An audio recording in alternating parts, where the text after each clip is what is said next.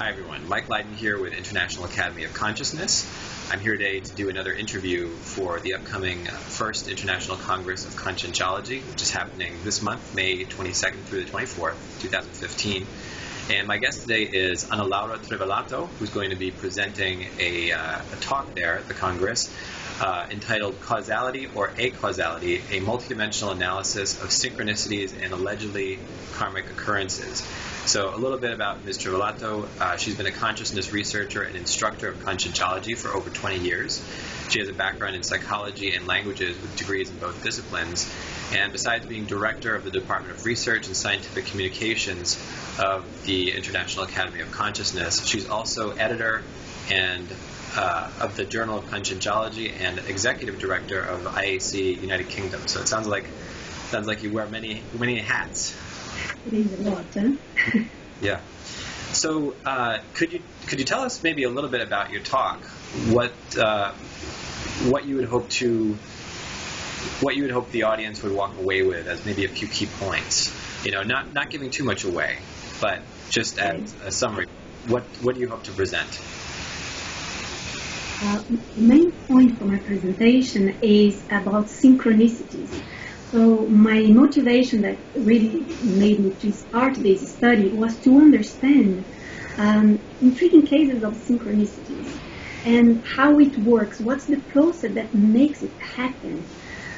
By studying that, I noticed that the first thing you need to think is, do we have a cause for that to happen?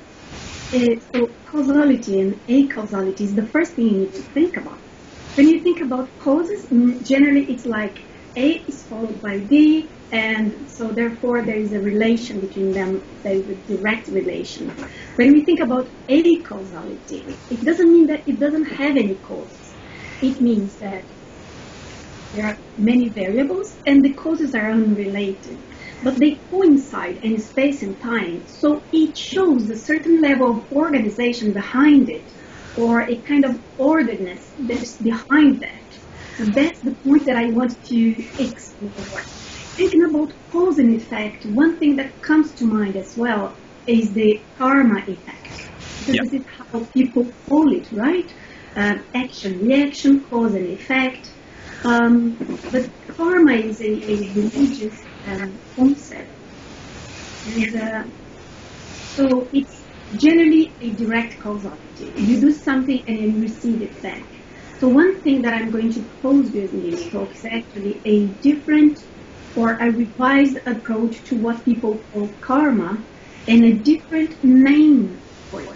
Because we cannot call it the same word. If it's a new concept, it's a new word. Mm-hmm. But then I was thinking about karma and can we measure it? Is it something testable in terms of the science that we have nowadays and the methodologies we have? And it seems to be quite hard, actually, even though we have evidences of that, right? Evidence of, for example, people recalling past lives and having a remission of a certain disease sample, and other cases as well. And it's natural to think that actions have consequences, and why not extrapolating that to think consequences can reach the next life, can flow from one life to another. Seems quite possible, let's say, but very hard to prove or study scientifically. Yeah. So then my attention drives back to synchronicity. Synchronicity is according to Jung and first point that word is actually a causal connecting principle through meaning. So it's acausal and it's actually not causal. The causes are unrelated. The main work in this area of synchronicity is actually by Jung, and some books co-authored actually by Wolfgang Pauli, who was a quantum physicist. And then quantum physics seems to be a good way to put synchronicity together, let's say.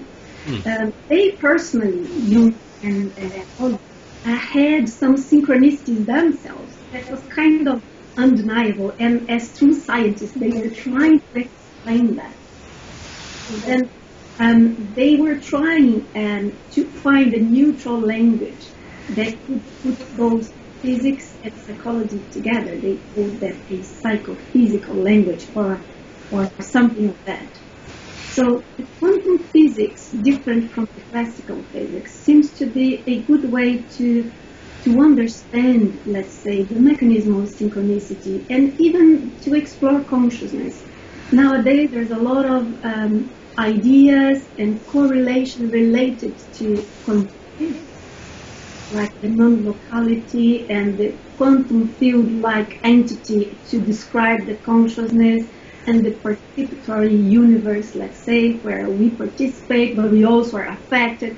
So it seems quite okay at that point to explain that. Even synchronicity has been shown in laboratories where quantum entanglement can be done and performed, and that's quite interesting, but still does not explain how synchronicity can extrapolate to the macro world.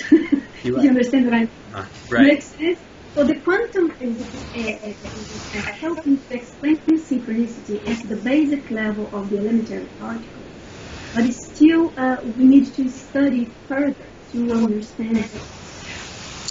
Yeah. I mean, it seems that with cause and effect that carries over from one lifetime to another, there would just be a lot of variables involved. And so it would be very hard, I agree with you, to study, let's say, in a classical scientific way. You'd probably have to, to figure it out through intuition or some sort of insight, as to what's going on. Because let's say, for instance, that a person, let's say they're a person like, like a Mussolini or, like a Vladimir Lenin or somebody like that, like a really Belarus dictator or something. Let's say that they're born into a family of their former victims in the next lifetime.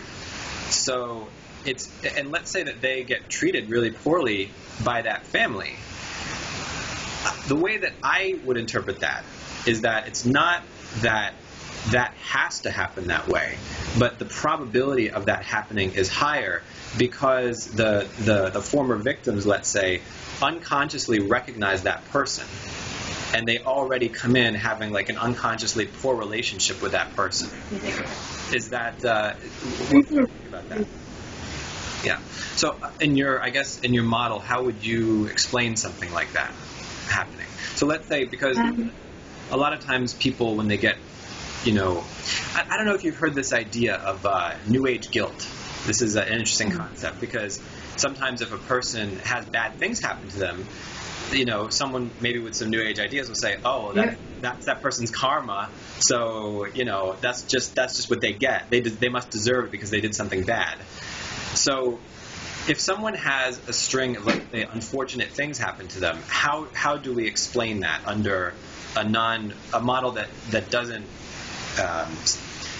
see karma as punishment, or doesn't see cause and effect as punishment, So actually, the idea is actually to eliminate this kind of understanding, because the understanding of punishment or reward that comes naturally with the word karma is that because of the religious connotation that comes with the word. And that is why I'm going to propose a new term. So then this can be explained in different ways. We have, just so you have an idea, we are a field of energies, right? We have a field of energy, we have a body of energy that has some characteristics.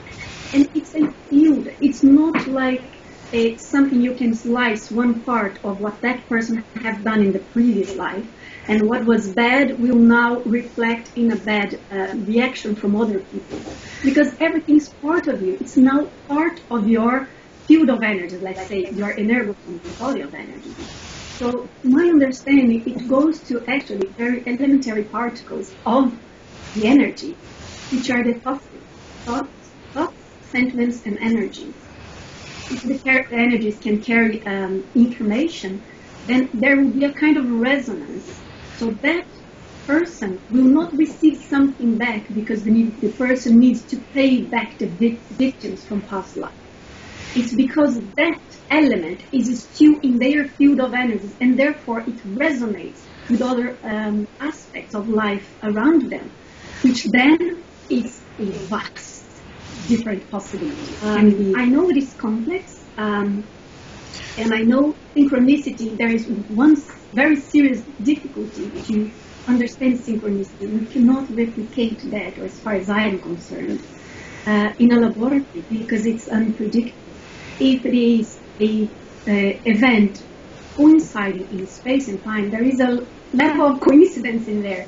If it's unpredictable, we cannot just replicate it in a laboratory, because there is that element that we would just take it, the core of the synchronicity would not be a synchronicity any longer, if you understand what I mean. Yeah. So actually, I am going to propose a hypothesis on what I think could be the primary process underlying the synchronicity and the methodology. That won't be to prove or disprove, but much more to investigate, to explore, to find characteristics and different categories, types, intensities, and then try to understand that better. I see. So essentially, you're actually answering my next question, which is, what do you hope to contribute to consciousness studies as a whole? And you're saying that it would be a way of studying synchronicities in almost an acausal model. So how do we study synchronicities with the idea in mind that we can't replicate them? Exactly. So it's sort of I think like studying it's sort of like studying astronomy almost, maybe something like that, because you can't replicate, the passing of a comet, or you know what I'm saying? You can't replicate astronomical events. You can only observe them and then make conclusions based on that. We can observe and we can draw conclusions out of that. Yeah. So I think the main contributions will be actually to a different understanding of karma, the understanding that they are somehow linked together, but karma is not something that will be so, how can I say, strict as people normally understand. Even people, I have heard people say, when something happens, they say nothing is a coincidence, as if saying like, this is your karma. I think this is too radical, as the same as saying everything is a coincidence. That would be too relative. Right. So my main contribution will be that new term and new understanding, new concept of karma, and mainly actually the proposal I have offered to study synchronicities and understand that better, and with a different methodology that will be longitudinal, but it's possible to be done. And then that's the way for us to start understanding that better than we know now. Yeah. That sounds really fascinating. I'm really excited to hear you. Was there anything else you wanted to say before we wrap up here? No, that's all. Thank you all very much. I hope to see you all there. A lot for us to discuss. Okay. Think about. Absolutely. Thank you very much for the opportunity. Thank you, Analaura. I'll see you there.